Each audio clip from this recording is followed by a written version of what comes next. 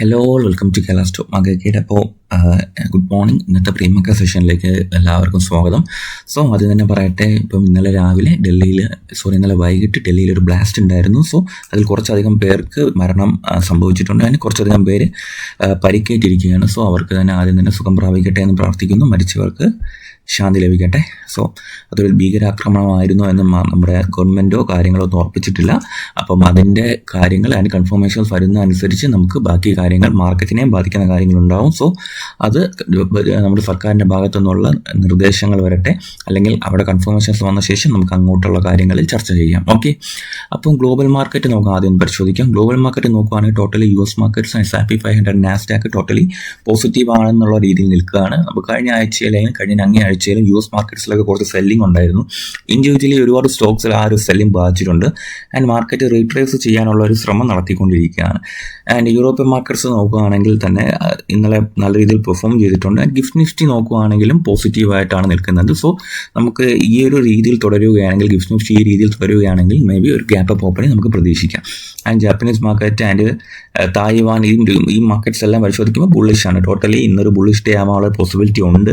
And നമുക്ക് നമ്മുടെ ഭീകരാക്രമണമാണെന്നുള്ളൊരു confirmation വന്നാൽ മേ ബി ഒരു ചെറിയൊരു സെല്ലിങ്ങും മാർക്കറ്റിൽ ഉണ്ടാവാൻ പോസിബിലിറ്റി ഉണ്ട്. സോ ഇപ്പം നമുക്ക് നിഫ്റ്റിയുടെ ചാർട്ട് ഒന്ന് പരിശോധിക്കാം. നിഫ്റ്റി ഇന്നലെ നല്ല രീതിയിലൊന്ന് പെർഫോം ചെയ്ത് നോക്കി നമുക്കറിയാം. ആൻഡ് ഡേ ചാർട്ട് നോക്കുകയാണെങ്കിൽ ബ്രേക്ക്ഔട്ട് റീടെസ്റ്റ് ഏരിയയിൽ നിൽക്കുകയാണ് മാർക്കറ്റ്.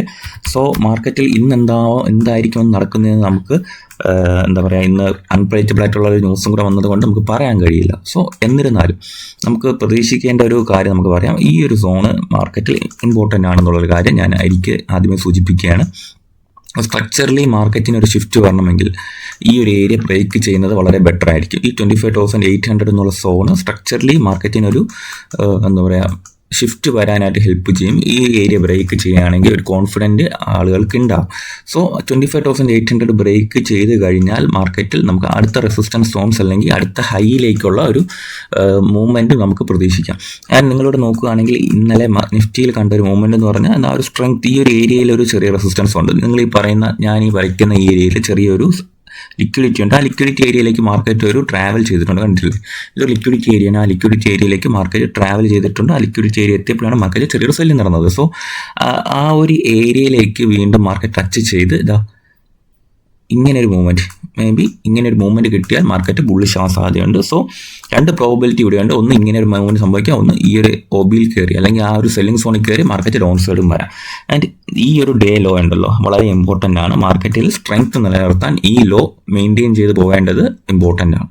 സോ ഈ ഒരു ഏരിയ ഹോൾഡ് ചെയ്യുവാണെങ്കിൽ മാർക്കറ്റ് വരുന്ന ദിവസങ്ങളിൽ ബുള്ളിഷ് ആവാൻ പോസിബിലിറ്റി ഉണ്ട്. മറിച്ച് ഈ ഏരിയ ബ്രേക്ക് ചെയ്യുവാണെങ്കിൽ നമുക്ക് അടുത്ത ലിക്വിഡിറ്റി സോൺസിലേക്ക് പോകും എന്ന് പറയും. ഈ ഒരു സ്വിംഗ് ലോ 25,000 ടെസ്റ്റ് ചെയ്യാനുള്ള പോസിബിലിറ്റി ഉണ്ട്. സോ ഈ ഏരിയ ഹോൾഡ് ചെയ്താൽ നമ്മൾ ഓക്കെ ആണ്.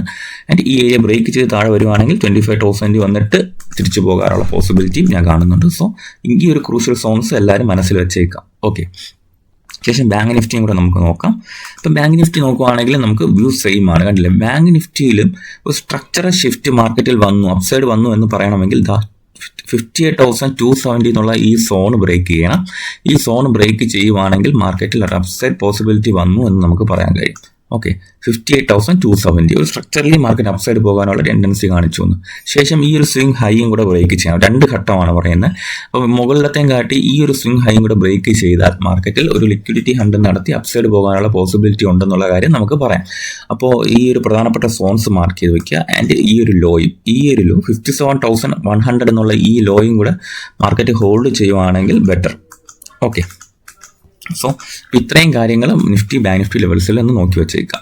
ശേഷം മാർക്കറ്റിലെ പ്രധാനപ്പെട്ട മൂവ്മെൻറ്റ്സ് ഉള്ള സ്റ്റോക്സ് ഏതൊക്കെയാണ് നമുക്ക് പരിശോധിക്കേണ്ടതായിട്ടുണ്ട്. അതിന് മുന്നേ നമുക്ക് ചിന്തിക്കേണ്ടത് എന്തൊക്കെ സ്റ്റോക്സ് ആണ് ഇന്ന് മാർക്കറ്റിൽ നമ്മൾ ഫോക്കസ് ചെയ്യേണ്ടത്, റിസൾട്ട് ബേസ്ഡ് സ്റ്റോക്സ് ഏതൊക്കെയാണ്, അങ്ങനെയുള്ള കുറച്ച് കാര്യങ്ങൾ നമ്മൾ പരിശോധിക്കേണ്ടതായിട്ടുണ്ട്. അപ്പോൾ റിസൾട്ട് ബേസ്ഡ് സ്റ്റോക്സ് ഏതൊക്കെയാണെന്ന് നമുക്കൊന്ന് നോക്കാം. അപ്പോൾ ആദ്യം തന്നെ നമുക്ക് റിസൾട്ട് ഉള്ള സ്റ്റോക്കുകൾ ഏതൊക്കെയാണെന്ന് പരിശോധിക്കുക. അല്ല, ഇന്ന് ഏതൊക്കെ സ്റ്റോക്കിൻ്റെ റിസൾട്ടാണ് ഉള്ളതെന്ന് ചോദിച്ചാൽ അത് പഠിക്കേണ്ട ആവശ്യകത എന്ന് പറഞ്ഞാൽ നമ്മൾ ആ ഒരു സ്റ്റോക്സിൽ കുറച്ച് കെയർഫുള്ളായിട്ട് ഇരിക്കേണ്ട കാര്യമുള്ളത് കൊണ്ടാണ് അങ്ങനത്തെ സ്റ്റോക്സ് നമ്മൾ പരിശോധിക്കേണ്ടത്. സോ ഇന്ന് റിസൾട്ട് ഉള്ള സ്റ്റോക്സുകൾ എന്ന് പറയുന്നത് Bajaj Finserv, Tata power company, Biocon, Bosch, office, പിന്നെ Balrampur Chini mills, Bharat forge, Bikaji Foods International, Container Corporation of India, Edelweiss, Emcure Pharmaceuticals, ESAF, Phenolax Cable, Godrej Industries, Hindustan Copper, Apigea Surendra Park Hotels, Rail Vikas Nigam, Thermax, Torrent Power.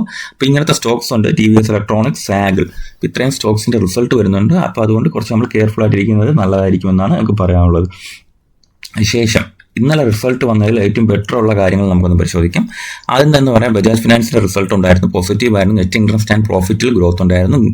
And gross NPA rise ചെയ്തിട്ടുണ്ട്.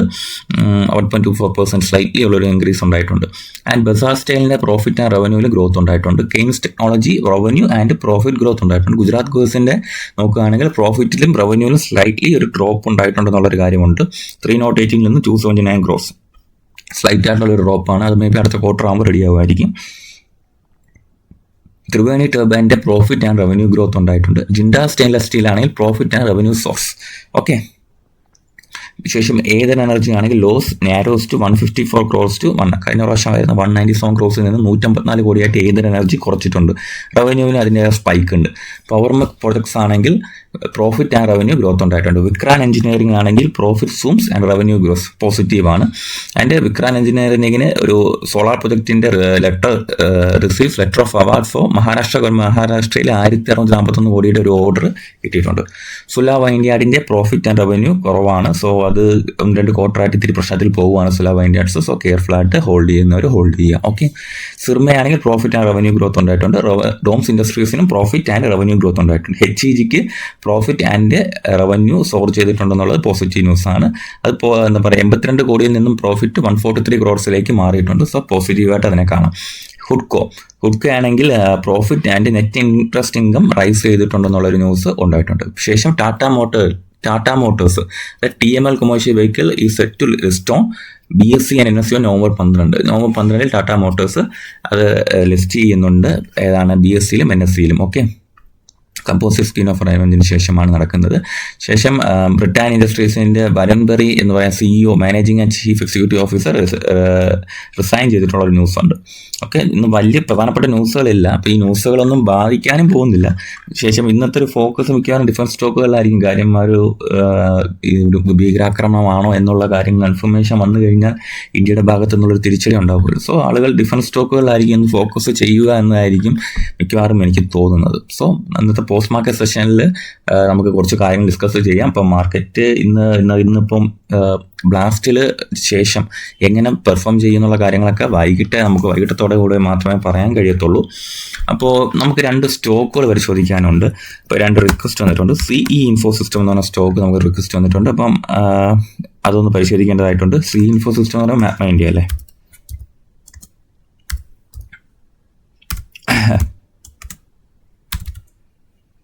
മാപ്മ ഇന്ത്യയാണ്. CE ഇൻഫോസിസ്റ്റം എന്ന് പറഞ്ഞാൽ മാപ്മ ഇന്ത്യയാണ്. അപ്പോൾ അതിനെ ആളുകൾക്ക് സംസാരിക്കുന്നത് 2 രീതിയിലും പറയും, CE ഇൻഫോ ആൻഡ് മാപ്മ ഇന്ത്യ എന്ന്. അപ്പോൾ CE ഇൻഫോ നോക്കുകയാണെങ്കിൽ ടോട്ടലി 2 സോൺസിനുള്ളിൽ ട്രേഡ് ചെയ്യണം. നോക്കുകയാണെങ്കിൽ അറിയാം, ഒരു ഡൗൺ സൈഡ് വന്ന ശേഷം 2 സോണിനുള്ളിൽ മാർക്കറ്റ് ട്രേഡ് ചെയ്യാണ്. ഈ ഒരു ഏരിയയിൽ ഡിമാൻഡ് എടുത്തിട്ടുണ്ട് സ്റ്റോക്ക് CE ഇൻഫോസിസ്റ്റം. ആൻഡ് ഒരു ബ്രേക്ക് ഈ ഒരു ഡിമാൻഡ് ഏരിയയിൽ നിന്ന് അത്യാവശ്യം നല്ല രീതിയിൽ അപ്സൈഡ് വന്നിട്ടുണ്ട്. അപ്പം എൻ്റെ ഒരു ഊഹം പറയുകയാണെങ്കിൽ ഞാൻ ഈ ഒരു ഏരിയ ടച്ച് ചെയ്യാനുള്ള ഒരു പോസിബിലിറ്റി CE ഇൻഫോസിസ്റ്റത്തിനുണ്ട്. കാര്യം ബ്രേക്ക്ഔട്ടിന് ശേഷം ഒരു ചെറിയ പുൾ ബാക്ക് തരികയാണെന്നാണ് എൻ്റെ ഒരു ഊഹം.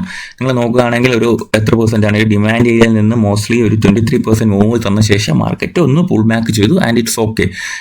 ഇതൊരു നല്ല പ്രൈസ് ആക്ഷൻ ആയിട്ടാണ് എനിക്ക് തോന്നുന്നത്.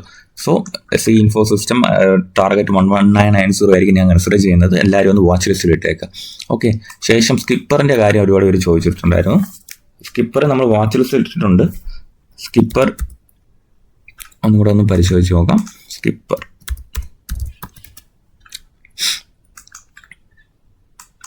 സ്കിപ്പർ കണ്ടിട്ടുണ്ടെങ്കിൽ അറിയാം, ഈ ഒരു സോണിൻ്റെ അകത്ത് നിൽക്കുകയാണ് സ്കിപ്പർ. ഈ ഒരു ഡിമാൻഡ് ഏരിയ ഹോൾഡ് ചെയ്യുന്നുണ്ട്. ഞാൻ പ്രതീക്ഷിച്ചത് മേ ബി ഈ ഒരു ഏരിയ ടച്ച് ചെയ്ത് താഴെ വരുമെന്നാണ്. ബട്ട് ഈ ഒരു ഏരിയയിലേക്ക് വന്നില്ല. മാർക്കറ്റ് വീണ്ടും ഈ ഒരു ഏരിയ സ്ട്രെങ്ത് കാണിക്കുന്നുണ്ട്. ആൻഡ് 589 to 590 ബ്രേക്ക് ചെയ്ത മേജർ മൂവ്മെന്റ്സ് നമുക്ക് പ്രതീക്ഷിക്കാം. എന്തായാലും 502 ഇറ്റ്സ് ഗുഡ് സോൺ. ഒരു ലോങ് ടേം ഉള്ളവർക്ക് ഈ സ്റ്റോക്ക് കൺസിഡർ ചെയ്യാവുന്നതാണ്. ബട്ട് ഇത് അല്ലാത്തവർക്ക് ഇങ്ങനത്തെ ഫ്ലക്ച്വേഷൻസ് ഒക്കെ ഭയങ്കര പ്രശ്നമായിട്ട് തോന്നും. ഇപ്പോൾ ലോങ് ടേം ഹോൾഡ് ചെയ്യുന്നവർക്ക് ഈ ഒരു ഫ്ലക്ച്വേഷൻസ് ഒന്നും ഇഷ്യൂ ഇല്ല. മാർക്കറ്റിൽ പ്രത്യേകിച്ച് മോശമൊന്നുമില്ല. ചെറിയൊരു സെല്ലിംഗ് പ്രഷർ ഇന്നലെ ഉണ്ടായിരുന്നു. ആൻഡ് മാർക്കറ്റ് അത് റിട്രീവ് ചെയ്ത് അപ്സൈഡ് പോവുക തന്നെ ചെയ്തു. Target is 590 as usual. അപ്പം ഈ ഒരു ഹൈയിലോട്ടൊക്കെ മാർക്കറ്റ് പോകാനുള്ള പോസിബിലിറ്റി ഉണ്ട്. ഏതാണ് 670 എന്നുള്ള ഹൈയിലേക്ക് മാർക്കറ്റ് പോകാനുള്ള പോസിബിലിറ്റി ഉണ്ട്. അപ്പോൾ ഇന്നലെ നടന്നത് സ്ലൈറ്റ്ലി ഉള്ള ഒരു എന്താ പറയുക ഒരു സ്റ്റോപ്പ് ലോസ് ഹണ്ടിങ് പോലെയാണ് തോന്നിയത്. വീക്ക് ഹാൻഡ്സ് എല്ലാം ഔട്ടായിട്ടുണ്ട് സ്കിപ്പറിൽ. ആൻഡ് ഇനി മാർക്കറ്റ് അപ്സൈഡ് പോകുന്നതായിരിക്കും എനിക്ക് തോന്നുന്നത്. ഓക്കെ, അപ്പം എന്തായാലും ഇന്നത്തെ ഒരു അവസ്ഥയിൽ ഇപ്പം ബ്ലാസ്റ്റിൻ്റെ ഒക്കെ ഒരു സാഹചര്യത്തിൽ എല്ലാവരും ഒന്ന് കെയർഫുൾ ആയിട്ട് മാത്രം ട്രേഡ്സിനെ സമീപിക്കാൻ നോക്കുക. Okay, thank you.